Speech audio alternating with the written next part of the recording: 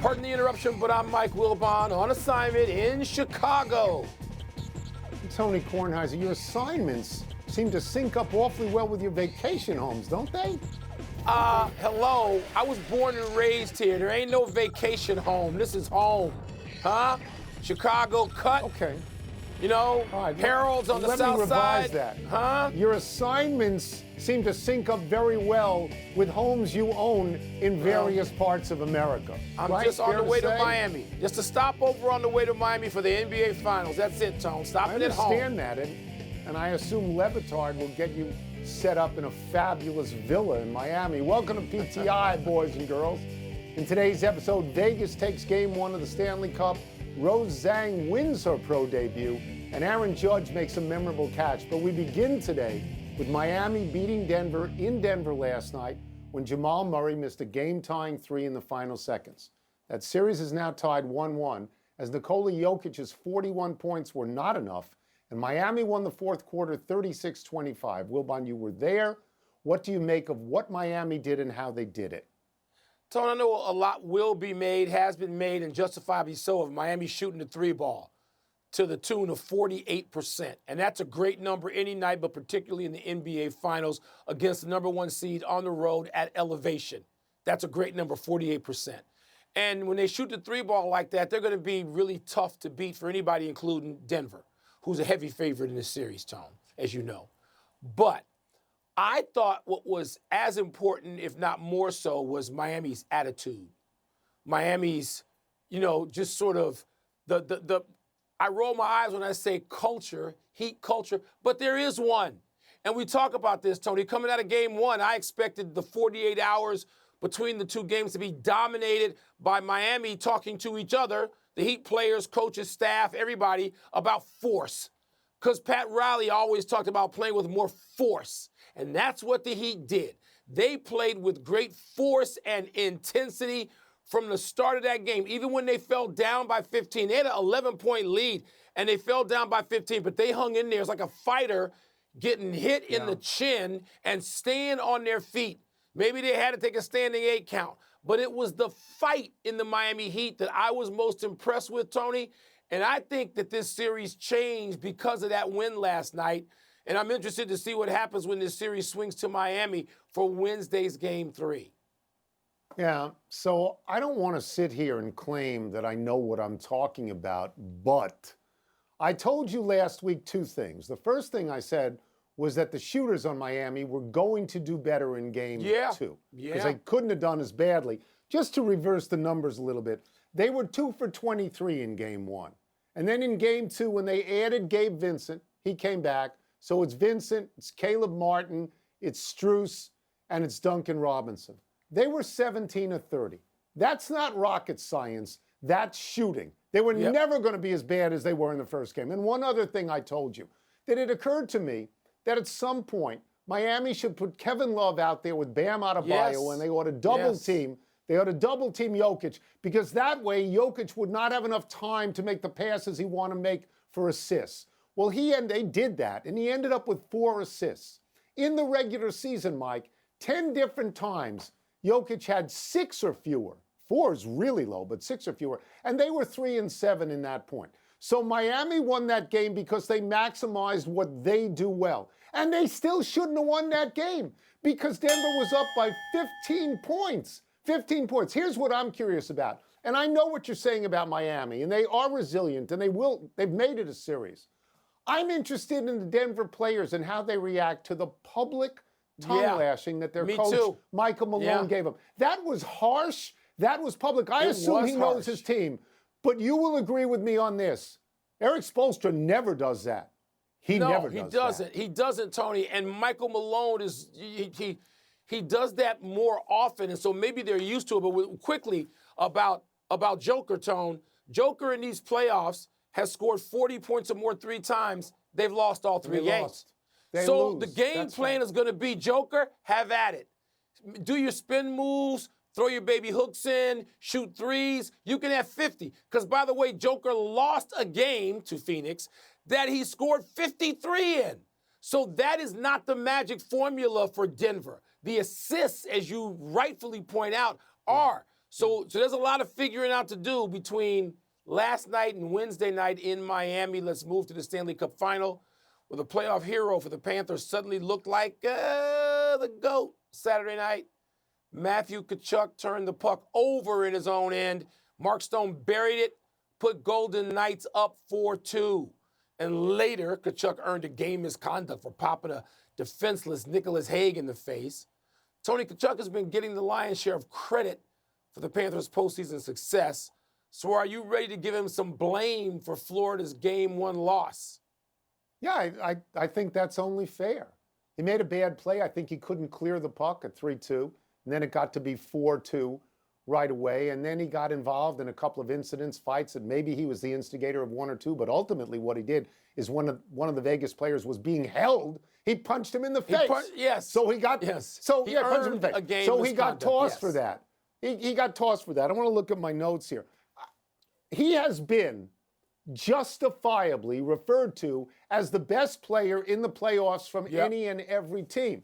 He has put the spotlight on himself, and he's earned it. So, Mike, yes, if he has a bad game and he's that important, yeah, people have to point out that he had a bad game. And that is completely legitimate. No disagreement here. But I'm going to take some time to credit Aiden Hill, the Las Vegas goaltender. The goalie, who's been fabulous, Tony. Look, I mean, he's been around the league a little bit of time, young veteran, relatively speaking. I think it's like his fourth season, but he's a playoff neophyte. I mean, he comes to these playoffs, and particularly the Stanley Cup Final. He wasn't around in net when the Golden Knights were in the finals. What was it, 4 years ago, 5 years ago now, when they lost to the Washington Capitals, your Washington Capitals.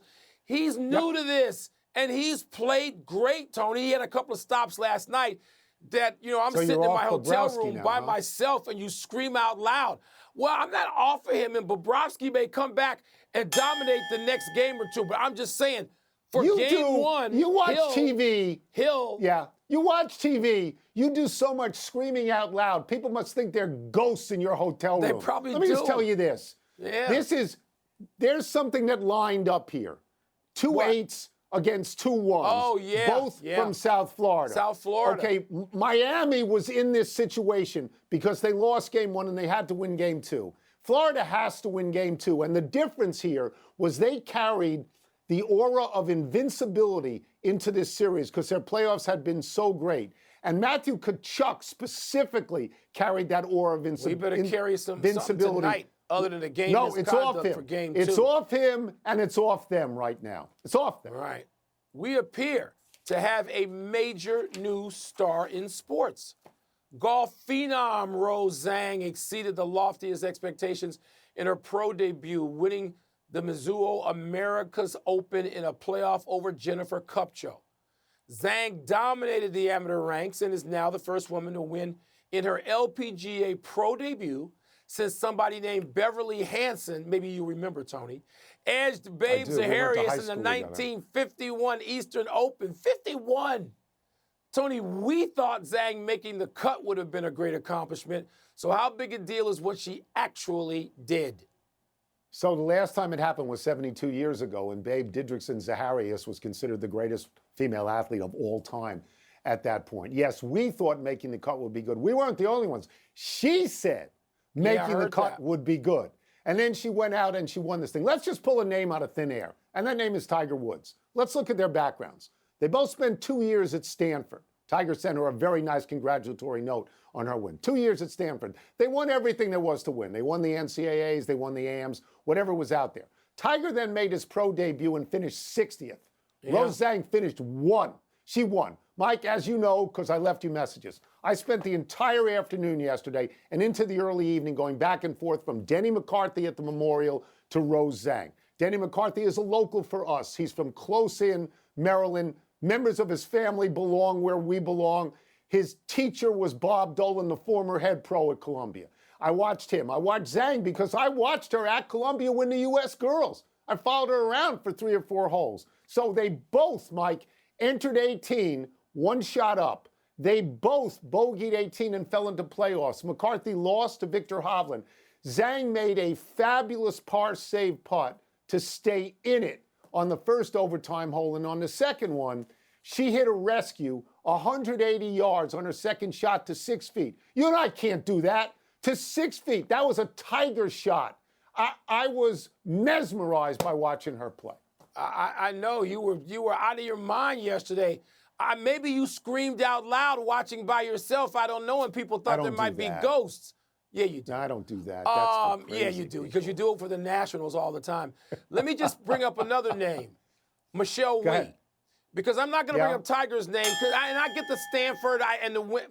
But Tony, the last time we saw somebody enter the LPGA to such public fanfare was Michelle Wee. And it was probably unfair. Michelle Wee was 14 or 15 or something like that. Too early. Roseanne Too early. It was too early. It was just, you Too know, early. look, Roseanne's 20. Yes, 20 years She's old. 20. It's a higher ceiling. You can invoke today. You can invoke the names of Nancy Lopez and Annika Sorenstam and not sound stupid. Maybe in a month you sound stupid, but not today. Right? It doesn't today because of her debut. And great for her. So now, though, Tony, look, the men's field is got 12 to 15 people on the PGA side that, and I'm not even talking about the Saudis, the PGA side, 12 to 15 guys that you are instantly recognizable, that are instantly recognizable, and you lock on to them when they are on the leaderboard on a Sunday. The women's tour may not have 12 to 15, but there have been 8 to 10 regularly. And now she enters a relatively crowded field, an impressive field of young women in their prime. Let's see what happens continuously. Let's take a break. Coming up, Aaron Judge risked his body to make a great catch against the Dodgers. Is he too valuable at the plate to be doing that?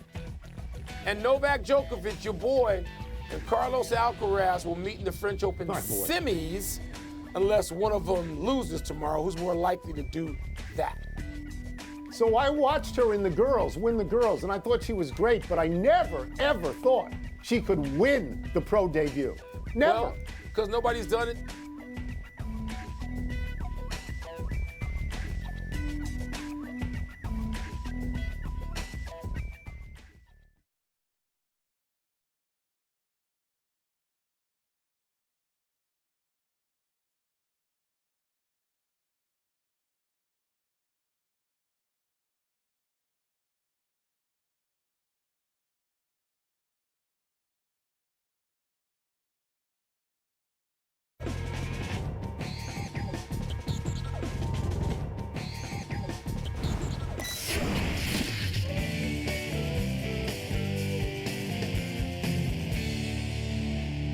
It's mail time. When we find out what's popping with the populace, see what's first here. Little alliteration from you. Put on the glasses. Was Aaron Judge's effort on Saturday's catch worth the risk? No, Tony, I'm going to say it isn't. And I it's so admire. You know how much I love Ken Griffey Jr., who crashed into fences his entire career and probably shortened his career because he went for it. He did what you want to see a great outfielder do. And Aaron Judge is underrated as a fielder. An outfielder makes great catches. They're not on the level of Griffey, but he runs to the fence. He stubs his toe. He's day-to-day. The Yankees are already through, 6 games behind the Rays in the AL East. They're in the wild card mix, sure, and it's day-to-day. But if he misses a lot of time, it won't have been worth it because you need Aaron Judge at the plate more than you need him in the field. You and I completely disagree on this. I don't think you can ever put the possibility out there of a player not trying his best. Aaron Judge is a full and complete baseball player. Last week we saw him bring 2 home runs back from over the wall. He made a terrific play. He literally crashed through a wall. He did that. You know, Mike, if you don't want that, make him DH. If you don't want this to happen with an athlete, get him off the field because Aaron Judge I didn't say he shouldn't try. Aaron Judge is proving what a great player he is. And if the reverse were true, if he were lackadaisical, if he didn't go for it, if he did what they used to call jaking, we would have crushed him. We would have crushed him. More power to him. He should try, but it may not be worth it. More likely to lose at the French Open tomorrow, ahead of their anticipated semifinal matchup, your boy Djokovic or Alcaraz? Yeah, Tony, I mean, Alcaraz is playing an opponent he's never lost to. It is a small sample size. I think it's 4-0. and Joker's playing an opponent against which he's 8-1. But Alcaraz is playing Tsitsipas, isn't he? I mean, that's a big time. That's right. That's a big time match, big time quarters match. But Tony, looking at Joker, and I have been watching the French Open.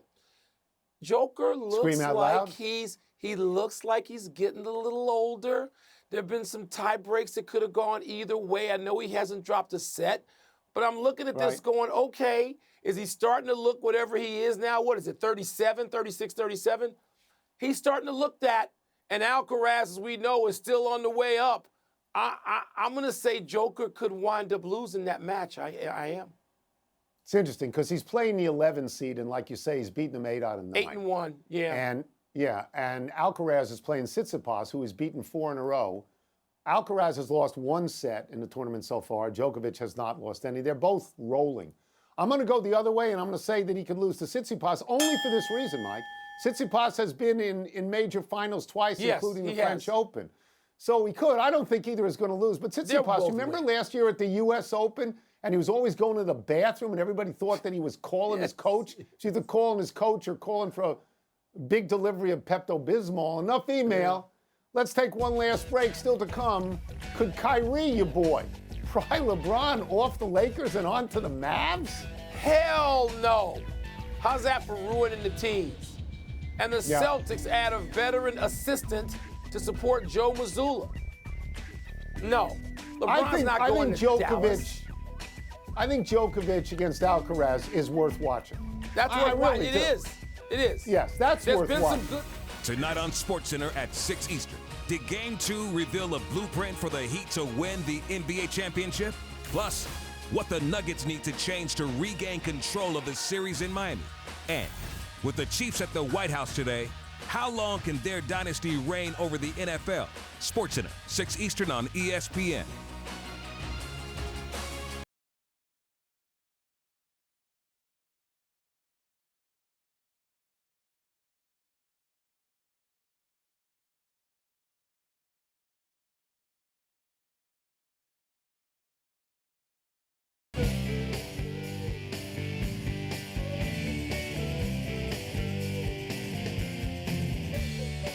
Happy time, people. Happy belated 37th birthday, Rafael Nadal. Nadal spent his birthday Saturday recuperating from surgery on Friday to repair his left hip. There were 2 surgeries in Barcelona, one on a tendon and one for an old labrum injury. Nadal is expected to miss 5 months. The French Open really hasn't been the same without him. Nadal's the greatest player ever at Roland Garros. 14 championships, including the one last year. We can all picture Nadal sliding on the red clay and delivering a cross-court forehand winner. Nadal has said he wants to return to tennis and play 1 more year before retiring. Tone, that's great, because nobody wants to lose Nadal. We already lost Federer. But we got to give it up. We got to give it up. It's Alcaraz and other Tsitsipas and other people who come along. It's time. We cannot weep forever for Federer and Nadal. Happy anniversary, Kyler Murray. Around this day 5 years ago, Murray was drafted by the Oakland A's with the 9th overall pick in the MLB draft. Murray later signed with the A's for $4.5 million.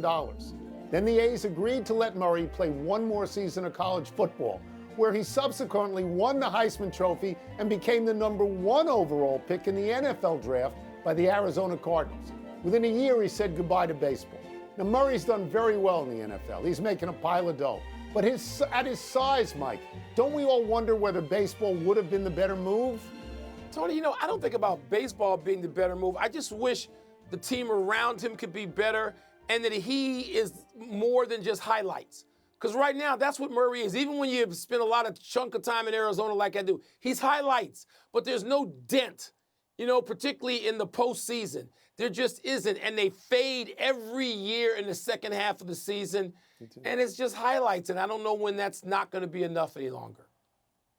A melancholy trails to Roger Craig, a pitcher on 3 World Series champions, 2 with the Dodgers, 1 with the Cardinals, and the manager of the 1989 San Francisco Giants, who were the home team when the earthquake hit right before Game 3.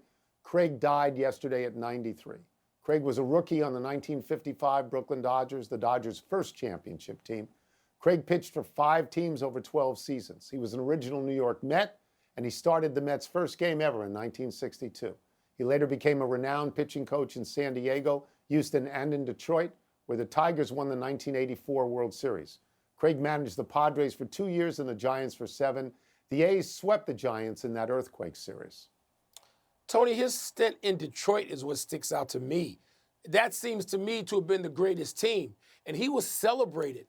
I mean, you know, Jack Morris was the ace on that team. Willie Hernandez was like the MVP, right? I mean, he was an extraordinary closer. Yeah. And Roger Craig just seemed like, I mean, he was celebrated rightfully so. And it was a charming story that whole season and summer in Detroit.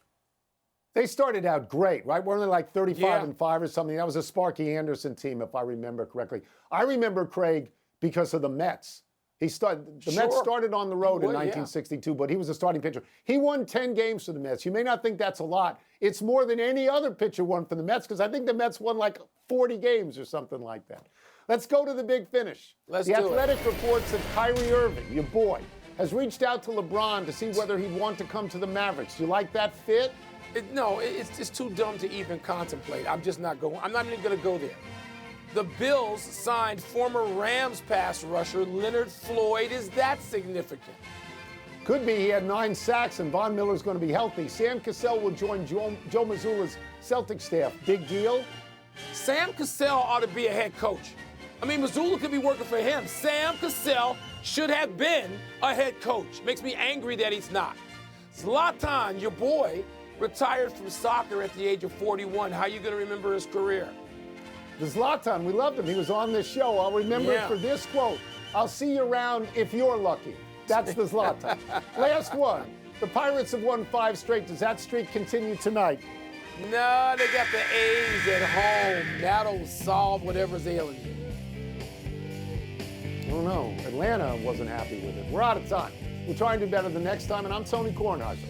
I'm Mike Wilbon. Same time tomorrow, knuckleheads. You can get the PTI podcast on the ESPN app or Apple Podcasts. And now, I'm on the way to Miami, Tony. But first, here's sports. Enjoy it. Get free steak, right? Miami cut, free steak for you. Prime 112, baby.